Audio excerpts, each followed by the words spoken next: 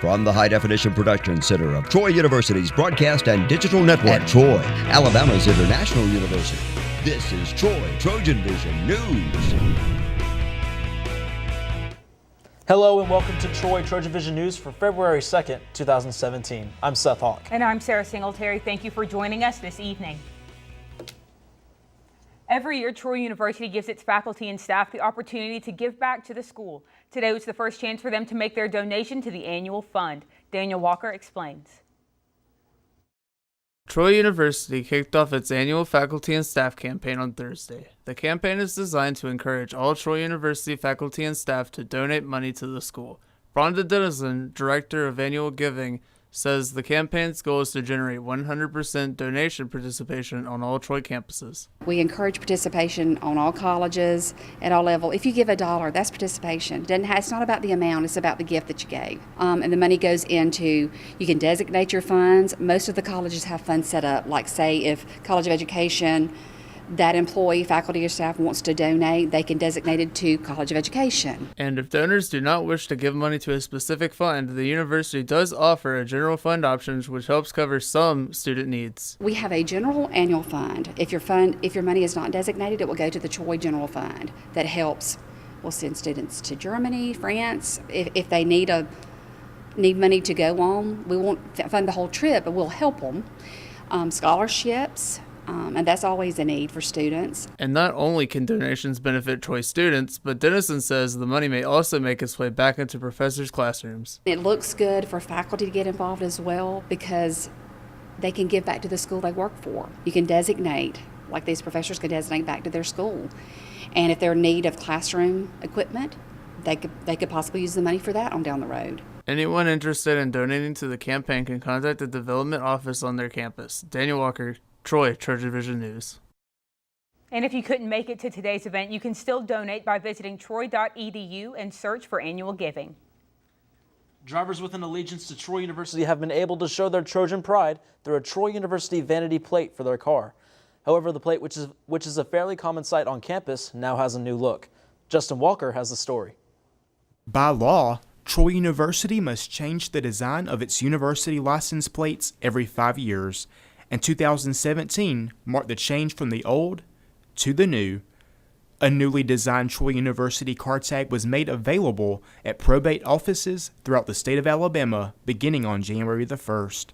The new design was created by a group of university leaders that wanted to add a different look to the plates. This is Troy University, and it's a great process. We get all the leadership involved. Dr. Hawkins is involved. The marketing, communications folks are involved to really look at how we can make it fresh and vibrant. And I'm excited about this year's tag. We've had a great response to it. Troy University has offered a specialized car tag for more than 20 years, but the key change of this year's car tag is that it now offers 6 characters instead of the normal 5.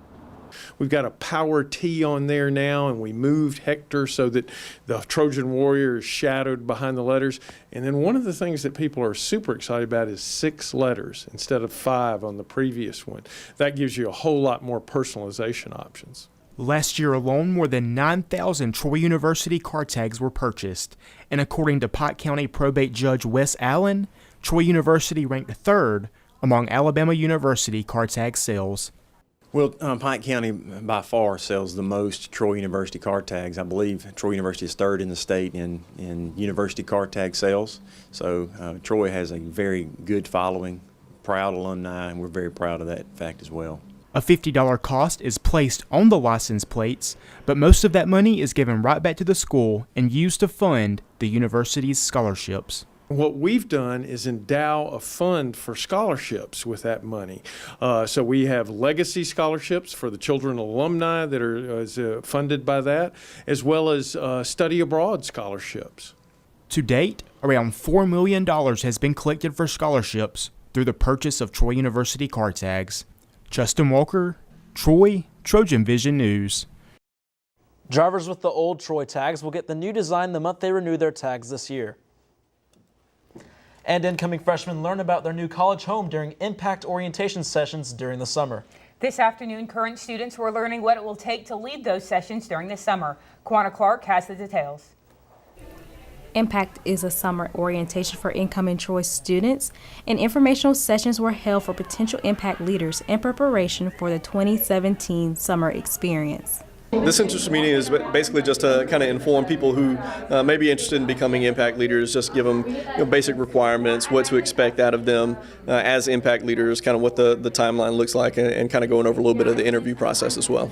In the meeting, students learned what it's like to be a group leader, interview etiquette, and qualifications on how to become an Impact leader. Baseline, we're looking for you got to have at least a 2.2 GPA, and you've got to be returning as a student next fall. Other than that, we're looking for people who can communicate well, outgoing, fun people who can really connect with an upcoming class of students. Past Impact leader Lily Casolero reflects on her time on being a leader.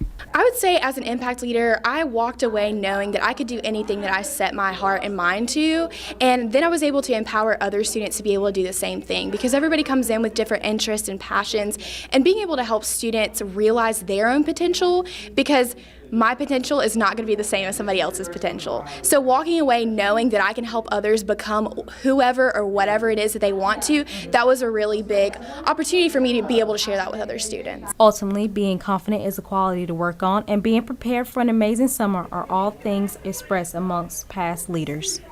Just be yourself and take the time to get to know the people. Don't just go through the motions of the everyday, but take the time to really hone into the values, the interests, the backgrounds of these other peoples, because everybody has a story to tell. So I'd say for future leaders to, number one, be yourself, and then number two, make the most of your experience. Applications are available now until February 13th in Big Graves Room 49. Juana Clark, Troy, TrojanVision News.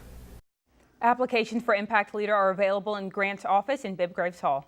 Now, the latest in Trojan sports on Troy TrojanVision News. Welcome back to Trojan Sports. Pencils down, stop writing. That's what my teacher used to tell me in grade school when the period was over. Well, it's the same for National Signing Day. Recruits have put their pencils down for the final time as recruits are turning their papers in with Troy written for an answer.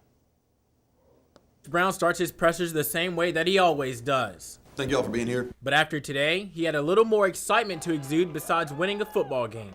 Took a huge step today in continuing to rebuild the wall here. With Coach Brown going into his third season, how long and how much different was this recruiting process compared to the others? This is a 2-year process. This isn't just something that started last week.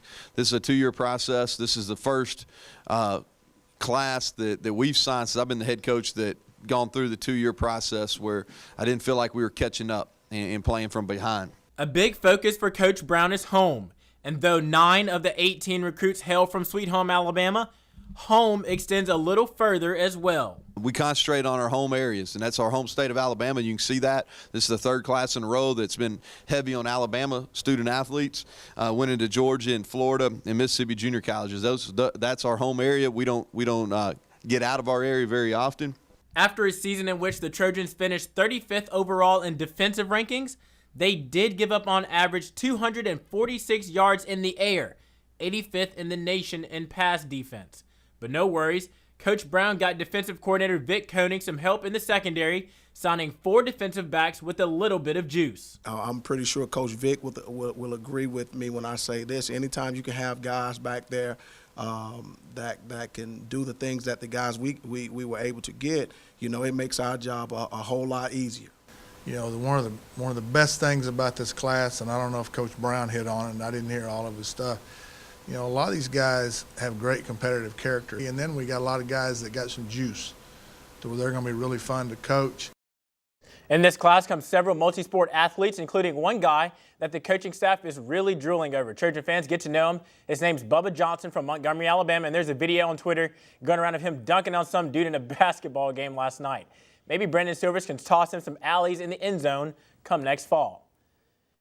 While Americano wasn't the only signing day event going on in Trojan territory, but football, or soccer as we lovingly call it, held a signing day event yesterday as well and signed 5 new Trojans aboard the Jed O'Connor ship. 2 defenders, 2 midfielders, and a forward fill out the class for O'Connor. All positions I couldn't name on a field, but I know it when I see it on PlayStation and FIFA. The girls themselves, Carly Barker from Rome, Georgia. Making the move from Austin, Texas to Troy is Allie Bayer, Maria Kashchalk of Macon, Michigan, KK Palchik from Pompano Beach, Florida, and from Round Rock, Texas, Karina Valeriano. Question, who's faster, Hakeem Montgomery or Eminem rapping his verses on Rap God? I'll wait, but I can assure you that one is fast enough to be the Sun Belt Conference Track Athlete of the Week, and it ain't Slim Shady. So will the real Hakeem Montgomery please stand up? Coach Mark Davis, just how good can this young man be? I think the goal for him is obviously getting to the national championships in Oregon and being able to do well there. I mean, he's got a good shot at placing in the top 3, and that's what we're looking to do at this point. Being the 4th fastest 60-meter man in the world, well, I don't know, but I'll ask Hakeem when I see him. He'll get an opportunity to race against a man equally as fast as him at the Jaguar Invitational on February 3rd. The men's basketball team is enjoying some time practicing on their home court and not traveling. And on Monday night, they enjoyed a win over the #1 team in the Sun Belt Conference in Georgia Southern, an 83-76 one at that. It put the Trojans at 12-11 on the season and has assistant coach Marcus Grant thinking of avalanches. Take a listen. Win for our team. We've been in a lot of close games, this season, and to knock the #1 team off at home was a big win for us psychologically for our guys. So hopefully we can snowball on this and get it rolling. Okay, well, maybe not avalanches, but if the Trojans can get on a roll big enough, that snowball could land them at the top of the conference standings as we enter the month of February. The Trojans will engage in a snowball fight in Trojan Arena Saturday against the Jaguars of South Alabama at 4:15 p.m., though I don't know if Jaguars know how to throw a snowball.